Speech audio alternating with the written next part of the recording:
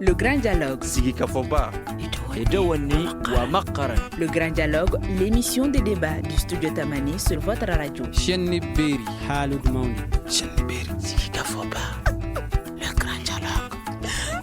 Auditeurs et téléspectateurs de Studio Tamani, bonsoir. Le Grand Dialogue de Studio Tamani est délocalisé aujourd'hui au Centre international de conférence de Bamako où aujourd'hui a eu lieu une cérémonie symbolique de réparation en lien avec les crimes qui ont été commis par Ahmad Al-Faki à Tombouctou, notamment en lien avec 10 bâtiments religieux qui ont été détruits. Pour en débattre, nous allons échanger avec M. Baba Moulaye, membre de la société civile. Il est le président de la société civile de Tombouctou, Maître Mokhtar Mariko qui représente la MDH et Sanchirfi Alpha, responsable des mausolées Al-Famoui. Je suis Mohamedou Touré, auditeur et téléspectateur. Bonsoir à toutes et à tous et bienvenue. Le Grand Dialogue. Alors, la première question à vous, Monsieur Baba Moulaye, cette cérémonie de réparation symbolique qui a eu lieu au Centre international de conférence de Bamako à l'initiative de la Cour pénale internationale, qu'est-ce qu'elle représente pour vous? Bonjour Studio Tamani, et spectateurs de Studio Tamani. Cette cérémonie pour moi d'abord, c'est une cérémonie pleine d'émotions. J'ai été très ému tout au long de la cérémonie. Je ne croyais pas et j'ai vécu. Je n'y croyais pas. Je ne pensais même pas qu'Al-Faki allait être arrêté, traduit en justice et jusqu'à faire une cérémonie de remise symbolique pour la réparation. Ça, je n'y croyais pas. Pourquoi vous n'y croyez pas? Parce que je ne savais pas que, comme on l'a dit, c'est la première fois qu'une telle cérémonie se passe. Donc je ne croyais pas qu'on pouvait l'arrêter. De la façon dont il se comportait à Tombouctou, ils ont disparu dans la nature. Parce que jusqu'à présent, certains n'ont pas été retrouvés. Qu'on le retrouve, qu'on l'amène à La Haye, qu'on le juge. Vous voyez, tout ce parcours, je n'y croyais pas. Mais quand on l'a amené, j'ai cru. Et quand on a dit qu'il y aura des dédommagements, j'avais un doute. Et qu'aujourd'hui, ça se passe comme ça. Je dis qu'aujourd'hui, je sais que dans le monde, il y a une justice. Il y a une justice qui parle au nom des plus vulnérables. Donc pour moi, c'est très symbolique. Et j'en suis très ravi. Il y a une justice qui parle au nom des plus vulnérables. Est-ce le même sentiment que vous avez en ce moment, M. Sanchirfi? Moi, je n'ai pas ce sentiment. Mais simplement que ce qui se passe, c'est une première. Une première, même si ça ne colle pas tellement avec nos traditions. Parce que expliquer aux communs des Tombouctiens la remise d'un franc symbolique, ils vont s'étonner, ils se demandent c'est quoi. Mais il appartient justement aux leaders de leur expliquer, parce qu'en fait, toute nation, tout peuple qui a une culture forte connaît les symboles. Leur expliquer que c'est un symbole et que c'est un symbole fort. Un symbole fort en ce sens que Tombouctou a toujours eu cette capacité de renaître de ses cendres. Et je le disais tantôt, c'est Amadou Ampateba qui disait lors d'une conférence qu'il a tenue en 1973 à Tombouctou, lors de l'inauguration du centre Ahmed Baba qui est devenu institut, il a dit, je cite, « Sur le plan culturel, les nations formaient un seul rang. Tombouctou était à la tête du rang. Mais un jour, Dieu a dit demi-tour et Tombouctou s'est retrouvé à la queue du rang. » Il dit, on ne sait pas, peut-être qu'un jour, Dieu dira encore demi-tour pour que Tombouctou retrouve sa place. Fin de citation. Et à mon sens, je crois que le demi-tour est dit. Le demi-tour est dit et je pense que ce symbole fort va sonner la renaissance culturelle de Tombouctou et de son patrimoine. Et pourquoi n'avez-vous pas le sentiment, comme M. Baba Moulaye, que la justice est en train d'être rendue? Parce que moi, parce que souvent il y a des cas qui sont juste des symboles, qui sont juste pour faire moi, parce que quand, comme il l'a dit, on n'y croyait pas, mais quand il a été écrit, nous avons dit que c'est le menu Fretin qui a été écrit. Les véritables responsables, les véritables commanditaires courent encore toujours. Donc, on peut avoir de l'espoir, mais sans y croire tellement, c'est ça en tout cas mon point de vue.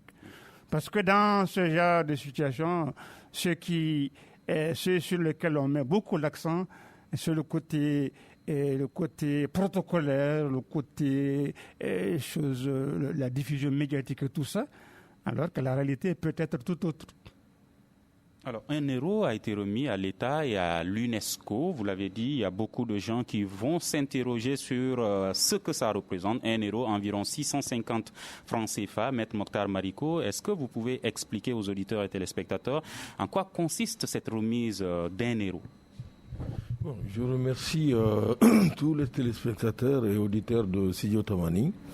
Moi, je pense qu'aujourd'hui, c'est le couronnement des efforts de la population de Tombouctou, d'abord, de la population malienne et de la communauté internationale. Parce que, comme vous l'avez vu sur le plateau, il y avait le représentant de tout ce que je viens de citer. Et surtout, nous avons la chance ou le mérite d'avoir Mama Koité, qui est la présidente du Fonds pour les victimes.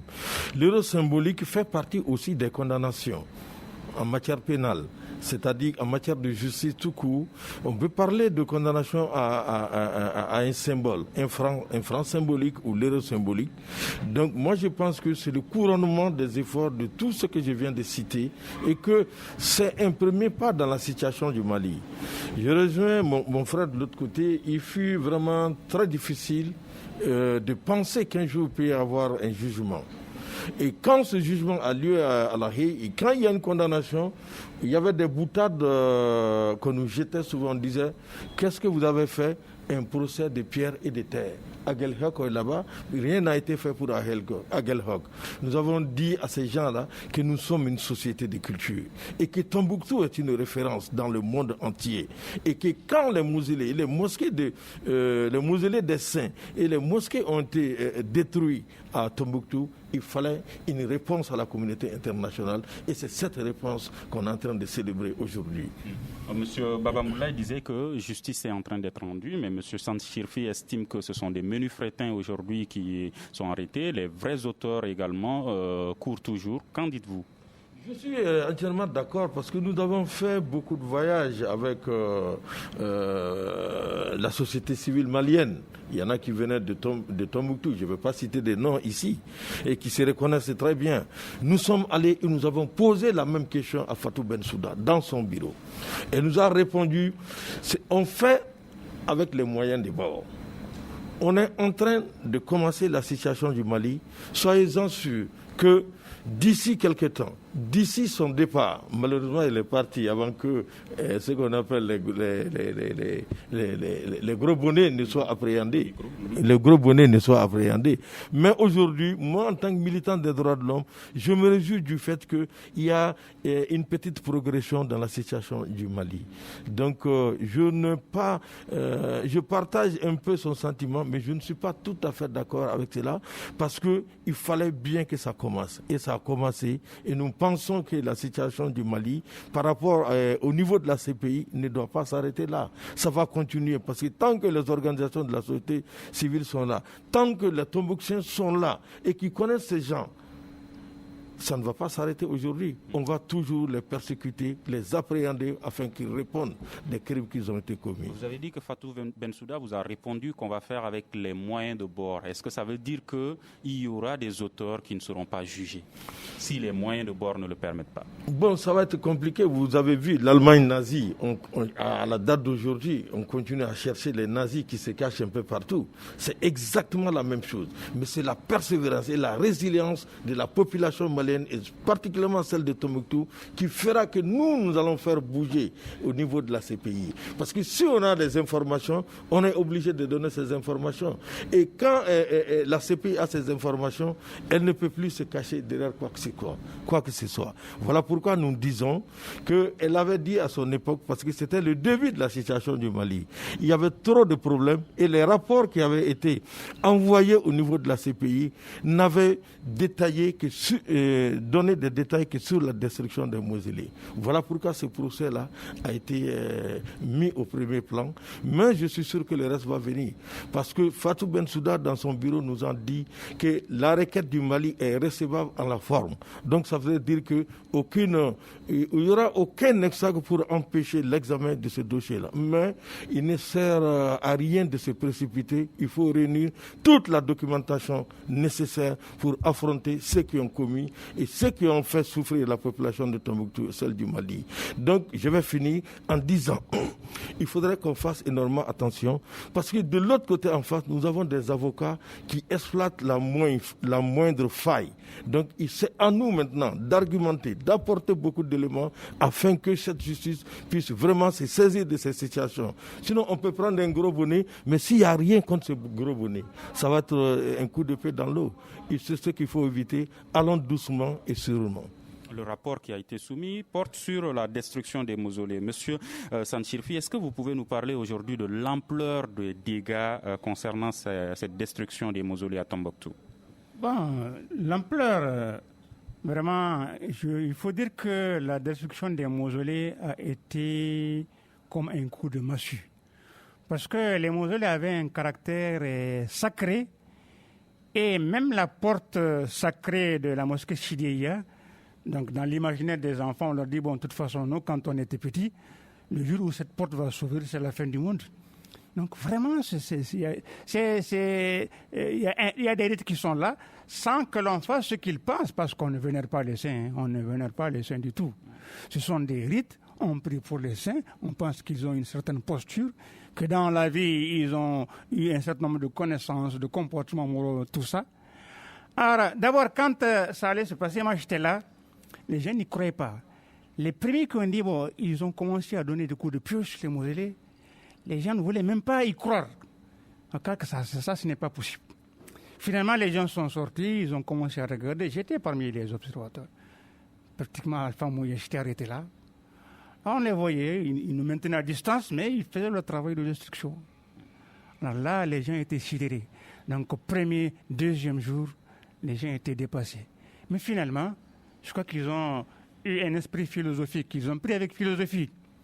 Ils se sont dit, de toute façon, ceux qui sont en train de tirer là, ce n'est que du banco. Ce n'est que du banco. Même le corps, on ne peut pas le toucher. Parce que l'individu, ce n'est pas le corps, c'est la poussière qui est dans la poussière. C'est l'âme. Même un héros. Le héros, c'est quand il meurt qu'il devient célèbre. Donc, ils ne peuvent pas toucher. Moi, j'ai même eu à dire à des journalistes, il me dit, quel sentiment vous avez par rapport à la destruction des mausolées?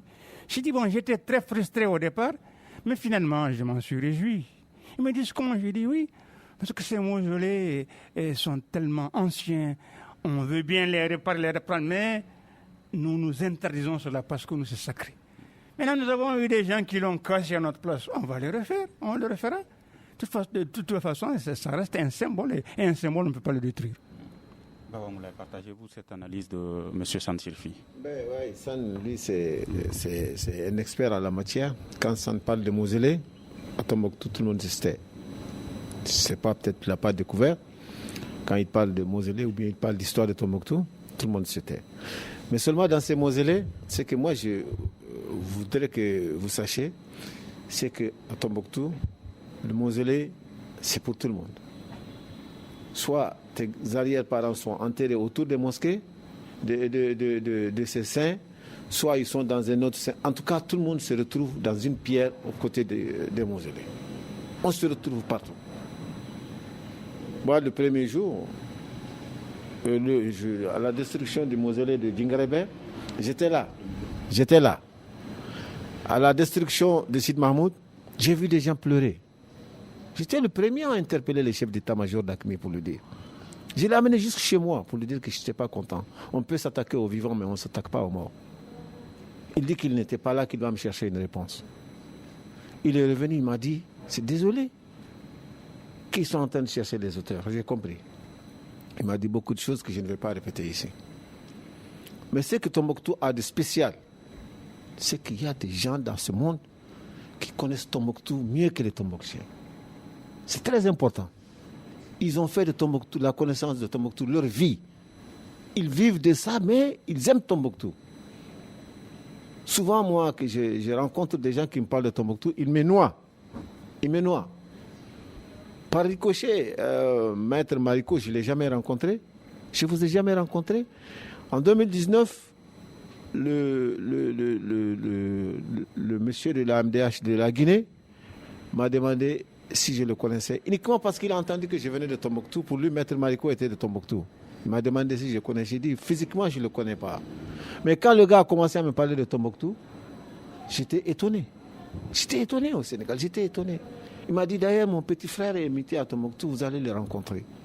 Ce dernier vient à Tombouctou, son premier geste, j'ai envie de voir une mosquée.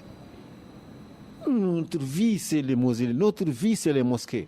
Moi, je suis à 41 mètres de la porte de Sidi Yaya qui a été détruite. Je ne sais pas comment les génies ont pu me situer, me dire, voilà, vous êtes à 41 mètres de la mosquée de Sidi Yaya, je veux que vous m'envoyez une photo.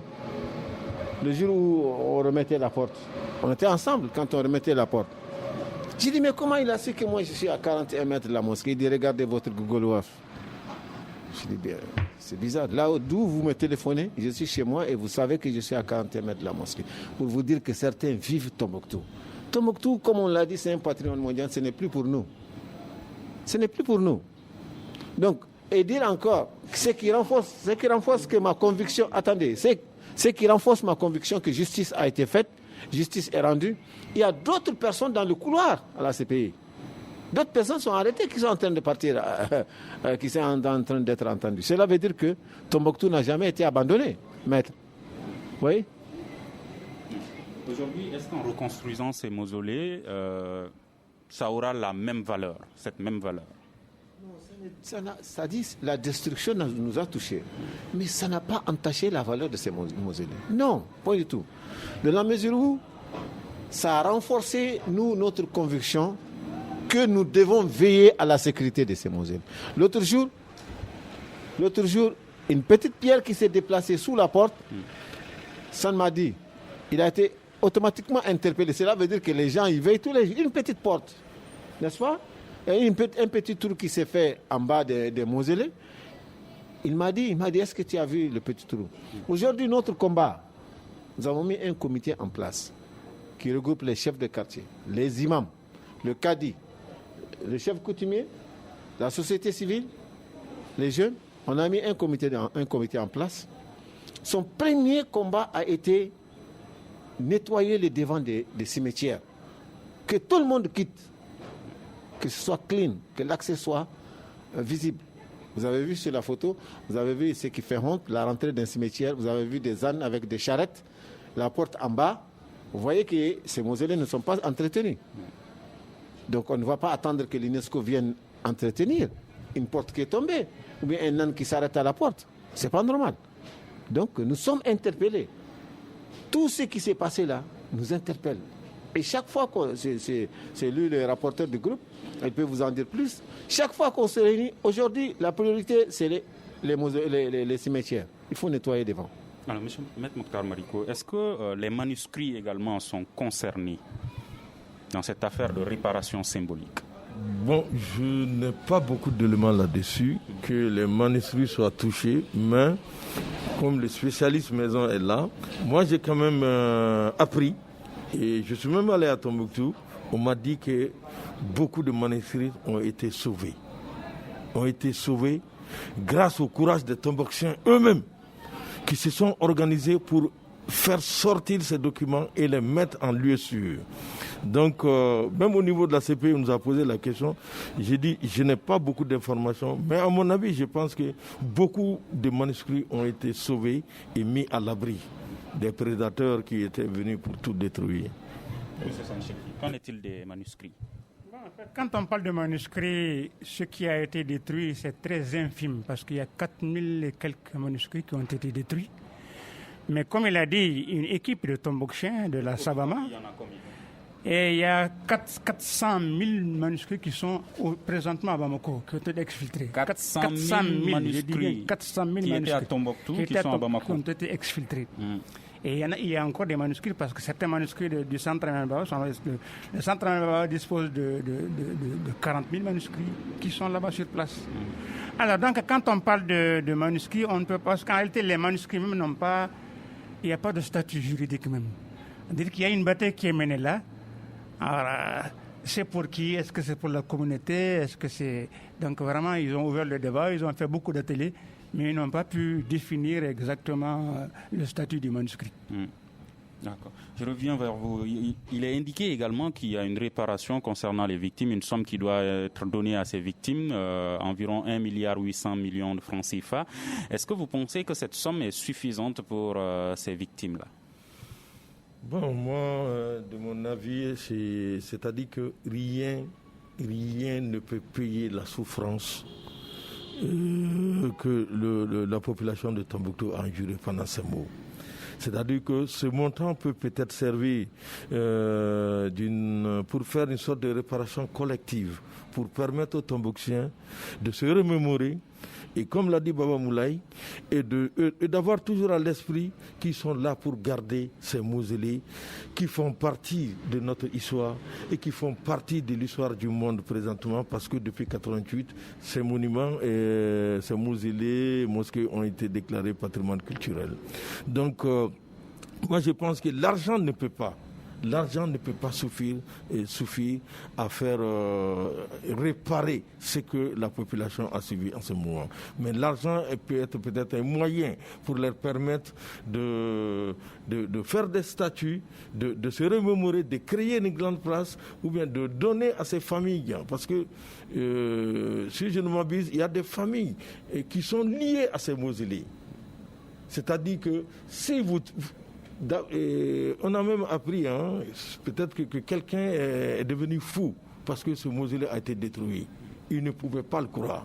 Donc l'argent ne peut pas prendre la place de cette douleur-là et de cette souffrance. Donc je pense que... Mais à ce stade, est-ce qu'il n'est pas prévu de partager la somme-là entre les victimes au lieu d'en faire un truc collectif comme vous le proposez? Non, mais ça dépend de la population de Tombouctou. Parce que quand vous mettez à partager cet argent entre eux, ça ne va pas suffire. Ça ne va pas vraiment suffire.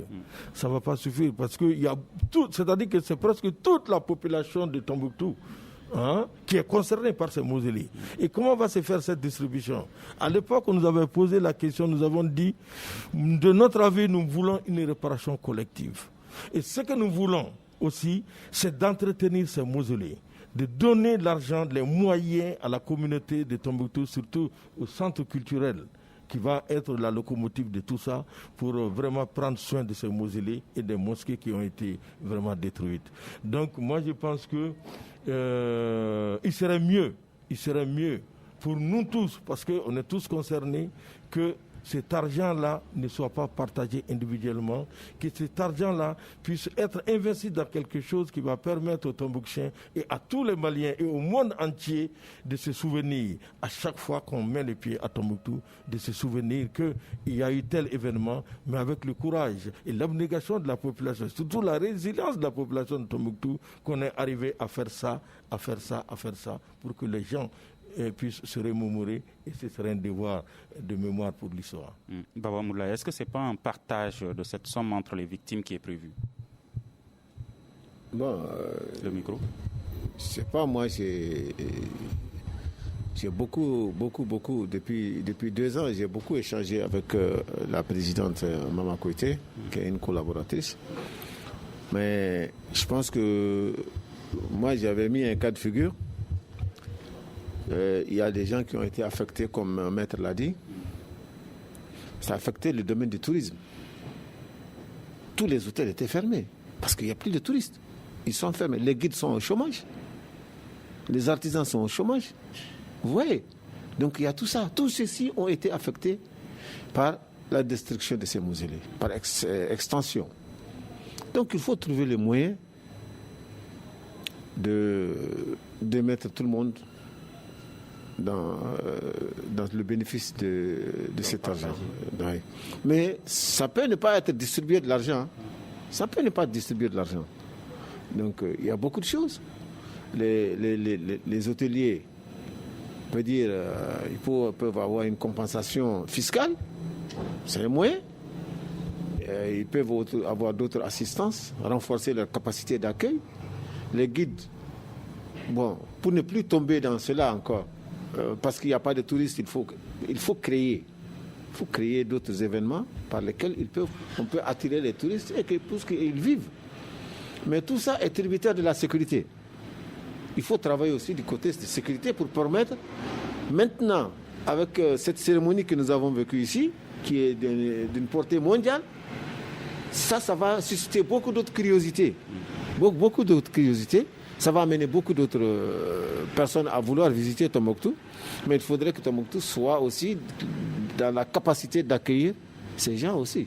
C'est très important. Il semblerait que c'est 200 000 francs CFA que les victimes doivent recevoir. C'est l'information qu'on entend de part et d'autre. Est-ce qu'elle est confirmée? Est-ce que vous avez... Vous êtes journaliste, vous êtes des souris, vous rentrez dans tous les trous, vous avez les informations. Nous, on n'a pas ces informations. Moi, je me donne 200 000 francs parce qu'on a détruit les mausolées. Je ne prendrai pas, je vais le remettre au Miézin pour qu'il appelle bien la mosquée. Et vous, M. Sanchirfi, avez-vous En fait, entendu... j'ai eu beaucoup de réunions avec l'équipe. En fait, je crois que les réparations, il y a les réparations individuelles et les réparations collectives. Les réparations collectives, les réparations individuelles, c'est les descendants directs des saints. On va leur donner par Orange Money une certaine somme. Et les réparations collectives, ils sont en train de signer des contrats avec des entreprises pour regrouper les gens, par exemple des guides, des mécènes, des maçons, les regrouper, faire des micro-projets qu'ils vont les financer. Voilà comment ils comptent procéder. Mais pour les réparations individuelles, est-ce que vous avez une idée de la somme qui était envoyée par Orange Money? Ils demandent aux gens de ne pas dire, mais les gens disent. Moi, il y a un monsieur qui m'a dit qu'il a reçu 200 000. J'ai dit, tu as reçu 200 000. Il y a un professeur qui dit que si tu reçois tout ce que tu reçois de la dot de ton grand-père, là, ce n'est qu'un bénéfice parce que toi, tu n'étais pas encore là. Donc, je crois que cette réparation ici, elle doit être symbolique. Parce qu'en fait, l'argent dont il est question, il y a non seulement les réparations individuelles, les réparations collectives, mais il y a aussi un renforcement de la sécurité des cimetières où se trouvent les mausolées. Il parle même parce qu'on avait fait des propositions. On dit que Tombouctou évolue dans un certain sens, certaines choses qu'on ne connaît pas, parce que Tombouctou, il n'y a pas de gardien pour un cimetière. On dit qu'il faut prendre des gardiens, il faut construire un local pour le gardien, il faut faire un éclairage, faire des clôtures qui ne sont pas choses perméables aux chiens, aux ânes et tout. Donc ça fait partie en fait. Il faut renforcer la sécurité des cimetières, faire des projets pour des groupes de personnes et la réparation par individuel. Et concernant les autres crimes, notamment les crimes sexuels et autres, qu'est-ce qui est prévu là-dessus, M. Marico? Ça, c'est un peu compliqué. Parce que les crimes sexuels sont au niveau du Mali et surtout au niveau présentement du pôle judiciaire spécialisé. Parce que on a vraiment bataillé, parce que Tombouctou a été la zone dans laquelle il y a eu beaucoup de viols. Beaucoup de femmes ont été violées dans la zone Tombouctou. Les Nations Unies, après leur enquête, l'ont même reconnu, parce que nous avions fait un rapport dans ce sens. Maintenant, ça a été confirmé par les rapports des Nations Unies. Les plaintes sont déposées au niveau de Bamako, et les plaintes là, beaucoup de femmes victimes de ces violences sexuelles ou sexistes avaient été entendues, plus de 80 sur 120. Mais à la date d'aujourd'hui, les dossiers là ne bougent pas. Nous avons même dit aujourd'hui, on va rencontrer Fatou Bensouda pour lui parler de ces dossiers-là, parce que les crimes sexuels-là ont été d'une violence extrêmement inouïe dans la zone de Tombouctou. Il y a beaucoup de femmes qui vont rester avec des séquelles dans leur vie. Il y a beaucoup de femmes qui ont été chassées de leur foyer. Donc nous disons que c'est au Mali maintenant de relever l'étendard. Sait-on pourquoi ces dossiers ne bougent pas? Ces dossiers ne bougent pas parce que c'est le politique qui s'y mêle très souvent dans le judiciaire. Et vous avez vu beaucoup de nos prisons, dans beaucoup de nos prisons, il y a eu des libérations politiques. Depuis 2012, l'accord de Ouagadougou, en passant par les élections 2013, jusqu'à la libération des derniers otages, il y a beaucoup de ces gens qui ont été libérés. Or, certaines victimes, certaines femmes sont à même d'identifier ceux qui les ont violés. Mais si tous ces gens-là sont encore remis sur le sable, est-ce qu'il peut y avoir une justice? Donc, la plainte qu'on a posée, il faut que je le dise aussi, que les gens comprennent que c'est à part nommément certaines personnes dont je vais taire les noms, certaines victimes ont désigné nommément leurs violeurs. À part celles-là, toutes les plaintes concernent, comment on appelle, c'est des plaintes contre X. X est à découvrir. Donc c'est un peu compliqué parce que certaines victimes ont été agressées la nuit notamment et n'ont pas vu leur agresseur parce qu'ils étaient plusieurs. Donc il y a beaucoup de viols collectifs, il y a beaucoup de viols individuels. Mais nous demandons à l'État du Mali vraiment de tout faire pour faire bouger ce dossier. Parce qu'au Mali, on se connaît tous. Et même les amis de Tombouctou savent quel était le groupe qui opérait dans telle ou telle zone. On ne va pas le dire à votre micro, mais tout le monde le sait. Donc, il est facile de retrouver ces auteurs-là tout de suite. Ceux qui étaient à Goundam, ceux qui étaient à Diré, ceux qui étaient à Ber, non, on peut le savoir tout de suite et à la minute près. Il suffit que la justice bouge. Si la justice malienne bouge, on aura des résultats à ce dossier-là. Et pour le moment, nous avons demandé à ce qu'il y ait des fonds spéciaux pour ces victimes-là. Parce que si on ne peut pas aller à un procès... Pour les solutions, on va y revenir tout à l'heure. Ce retard dont Maître Marico parle concernant l'affaire des crimes, notamment sexuels, comment est la libération de certains présumés djihadistes? Comment les victimes de Tombouctou vivent-elles cette situation? Bon, ce côté du dossier m'intéresse à plus d'un titre. Je vais taire beaucoup de choses parce que je suis en contact direct avec les victimes. Je suis vice-président d'une association pour la défense des victimes de la rébellion, Adverma, que peut-être le maître connaît bien. Donc, je suis en contact direct avec les victimes. Nous nous réunissons très souvent. Et j'avoue que ce qui me choque le plus, c'est que c'est à 100% des femmes analphabètes. Presque à 100%. Bon. La libération dont vous parlez là. Pourquoi ça vous choque? Elles n'entendent pas. Elles n'entendent même, elles n'écoutent même pas. Elles ne savent même pas. Ça, c'est à un autre niveau. Des gens ont été libérés, elles ne comprennent pas ça. Elles se disent toujours, elles sont toujours dans la peur qu'un jour ou l'autre, une ville qui n'est pas contrôlée, un jour ou l'autre, ces gens peuvent venir. Ce qui est bizarre, c'est que certaines savent que les femmes qu'elles ont violées, ou bien que les femmes qu'elles ont mariées, ou bien les femmes avec lesquelles elles ont eu certains rapports, ont fait des enfants après eux. Donc il y a la hantise qu'un jour ou l'autre, il peut revenir. Ça, une femme m'a dit ça, parce elle a un enfant. Quand on est en réunion, je vois l'enfant, le petit violet qui trottine entre nous. Le micro, oui. Ça fait mal. Ça fait mal. Donc, à un moment, on a poussé avec l'aménagement pour au moins appuyer ces femmes. La section droits de l'homme a appuyé les femmes qui sont dans une précarité, qui étaient dans une précarité vraiment totale. Il nous a appuyés pour soulager. Sinon je ne me rappelle pas que vraiment l'État a fait quelque chose. C'est un processus compliqué, estime Maître Marico. Est-ce que vous pensez que ces victimes comprennent cela ou est-ce qu'elles pensent qu'elles sont abandonnées par l'État? Ce n'est pas un processus compliqué. Non, je ne suis pas d'accord. Ce n'est pas un processus compliqué. C'est un processus simple. Il s'agit de venir d'abord, avant la justice, de venir en aide à ces personnes qui ont été bafouées dans leur dignité. Et réparons nous-mêmes. Chez vous, je vais transposer les victimes des bérets rouges. Les familles ont été dédommagées. Les familles ont eu de l'argent, ils ont eu tout ce qu'il faut. Mais même s'ils continuent à réclamer justice. Ou bien, l'État n'a pas fait quelque chose de ce côté. Pourquoi l'État ne fait pas quelque chose ici? C'est ça le problème, M. Touré. Est-ce la même question que vous posez, M. Sanchifri? Bon, ils sont plus spécialistes que moi. C'est tellement délicat. Je vais vous dire une chose. Le cap que nous avons passé avec ces occupants, nous avons osé affronter toutes sortes de dangers avec eux. On a séjourné avec eux pendant 10 mois. Nous avons osé affronter tous les dangers. Nous avons bravé même les interdits. Les gens parlent des gars au Tombouctou, nous étions les premiers à marcher contre eux, qu'ils sortent de notre ville. Nous, de l'association de défense des victimes, nous avons été les premiers à aller rencontrer leurs chefs pour les demander pourquoi vous êtes venus ici. Moi particulièrement, avec mon président, on a été les premiers à leur demander pourquoi vous n'êtes pas. Donc on n'a pas eu peur, ce n'est pas des autorités maliennes qu'on va avoir peur de dire la vérité. Il y a injustice même dans le comportement de notre gouvernement. De Ibeka jusqu'à aujourd'hui, c'est une injustice. Vous avez réparé pour ceux que vous avez tués ici. Vous avez réparé. Mais pourquoi ceux qui ont été offensés, vous ne réparez pas? Ce n'est pas sérieux. Il faut qu'on ait un gouvernement qui ose.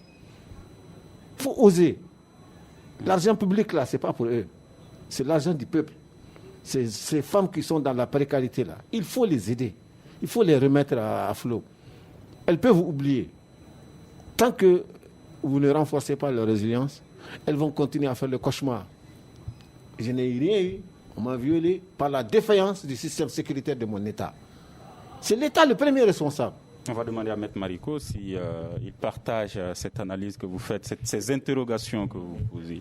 Pourquoi, selon lui, les victimes des bérets rouges ont bénéficié de réparation et que les victimes des crimes sexuels, notamment à Tombouctou, ne bénéficient pas de ces mêmes réparations? Bon, je ne veux pas rentrer dans les détails, mais je sais qu'il a raison. Il a raison, il suffit d'une volonté politique pour mettre fin à tout ça. Là. Cette volonté politique a été exprimée dans le cas des bérets rouges. Voilà pourquoi il y a eu cette indemnisation à leur profit. Je suis d'accord avec lui. Pourquoi ne pas le faire avec les victimes de violences sexuelles ou sexistes qui vivent dans la peur et dans la terreur? Parce que elles nous disent, si nous retournons, même si le bourreau là se rend compte que vous êtes déplacés, pendant au moins 1 ou 2 semaines, il y a des questionnements autour de votre personne et on cherche à savoir où vous étiez allé. Parce qu'ils savent qu'ils vont être dénoncés. Les bourreaux-là vont être dénoncés par les victimes, donc ils sont en train d'anticiper, de leur faire peur. Si l'État, animé d'une volonté politique, prend en charge ces victimes, comme il a dit, ça va abréger leur souffrance. Vous avez vu le cas des bérets rouges. Les bérets rouges sont sortis pour les familles des bérets pour dire que vraiment on accepte le pardon parce que l'État nous a regardés et l'État a fait un geste pour nous. Pourquoi ne pas le faire avec les femmes, surtout les femmes? Même avec ces réparations, certains estiment aujourd'hui que concernant le cas des bérets rouges, l'affaire Sanogo, qu'il n'y a pas eu de justice, que la justice n'a pas été tranchée. Est-ce qu'en procédant avec ces mêmes réparations, les victimes de ces crimes sexuels à Tombouctou ne risquent pas de subir la même chose avec les auteurs qui ne seront pas jugés, comme le pensent certains Maliens, concernant le cas Sanogo? Non, c'est pas la même chose. C'est pas exactement la même chose. Les gens oublient quelque chose. En matière de lutte contre l'impunité, la réparation aussi est un point de la lutte contre l'impunité. Parce qu'on condamne l'individu qui a commis l'infraction non seulement à une peine de prison, et aussi on le condamne à réparer. Donc si l'État, qui a été défaillant depuis le début, si vous voyez que les bérets rouges là, ils ont été amenés, ils ont été retrouvés dans ces charniers de Diago, c'est que quelque part l'État n'a pas joué son rôle. Parce que le rôle premier de l'État, c'est de protéger la personne et leurs biens. Ça n'a pas été fait dans le cas des bérets rouges. Et ça n'a pas été aussi fait dans le cas de ces pauvres femmes-là. Donc, moi je dis, parce que l'État a exprimé sa volonté politique pour les gars des bérets rouges, l'État peut aussi exprimer sa volonté envers ces femmes-là pour qu'il y ait un apaisement, pour qu'il y ait ce comportement qu'on appelle la paix. Parce que ce n'est pas un vain mot. Les gens parlent de paix, de paix. La paix, c'est dans le comportement. Il faudrait voir la personne pour savoir qu'elle est en paix avec elle-même et qu'elle est en paix avec sa communauté et sa société. Donc, ce rôle-là, il revient à l'État. Il suffit de faire une proposition, comme la CPI est en train de le faire. La CPI est en train de le faire. C'est-à-dire qu'on n'a pas de moyens colossaux, c'est vrai. Mais au Mali, il suffit de créer des structures ou bien des activités pour ces femmes-là afin qu'elles oublient tout. Donc c'est ce que nous attendons de l'État. Et surtout dans les cas des femmes violées, là, il n'y avait pas de médecin à l'époque. Et c'est compliqué d'amener la preuve. Et tous les témoins qui viendront vont faire les témoignages sous l'anonymat. Parce qu'ils cohabitent avec les mêmes personnes là-bas. Et tu fais un témoignage, le lendemain, on sait que c'est toi qui as déposé dans le dossier du juge, le lendemain, on te retrouve mort chez toi. Donc c'est extrêmement compliqué. Voilà pourquoi j'ai dit que c'est un peu différent. Mais nous interpellons l'État. Il faudrait que l'État fasse quelque chose pour ces femmes du Nord qui ont été vraiment, excusez-moi, abîmées. Dignité, plus de famille pour certaines. Et comme il a dit, moi je connais une dame violée par quelqu'un qui était très proche d'elle, qui lui a fait un enfant de force. Et cet enfant est en train de grandir avec elle. Et cette dame a été abandonnée par son mari. C'est compliqué. Il faudrait que l'État intervienne rapidement et tout de suite pour vraiment soulager ces femmes au nord du Mali. Il semblerait qu'en plus de toute cette souffrance, que ces femmes-là soient victimes aussi de stigmatisation à Tombouctou, Sani Chérifi. Oui, c'est tout à fait juste. D'ailleurs, c'est ce qui amène à voir à la hausse le nombre de victimes. Parce que Maître a parlé d'un certain nombre, mais c'est 2 ou 3 fois plus. Il y a certains qui ne veulent même pas évoquer. Ils ne veulent pas évoquer, c'est la honte, c'est l'abandon. Et surtout que dans la mentalité de Tombouctou, même en dehors de ces crimes sexuels qui introduisent une honte, il est difficile en Tombouctien de revendiquer. Les Tombouctiens, ils préfèrent renoncer à ses droits. Mais nous sommes en train de le combattre, particulièrement la société civile, parce qu'on dit qu'à Tombouctou, le vrai Tombouctien, qu'on appelle Tombouctien, on ne lui pardonne pas trop de choses. S'il divorce, une femme avec laquelle il a des enfants, divorcer avec, c'est impardonnable. L'autorise, mais c'est impardonnable. Ou bien s'il vend la maison qu'il a héritée de son père. Ou bien s'il traîne quelqu'un à la justice ou même à la police. Donc il y a cette mentalité aussi à convaincre. Parce que pour aider une victime, là, il faut qu'elle soit consentante. Sinon, tu ne peux pas l'aider. Lui, il en sait beaucoup plus que moi. Parce qu'il y a beaucoup qui refusent. Ils préfèrent mourir avec leur souffrance et c'est un problème.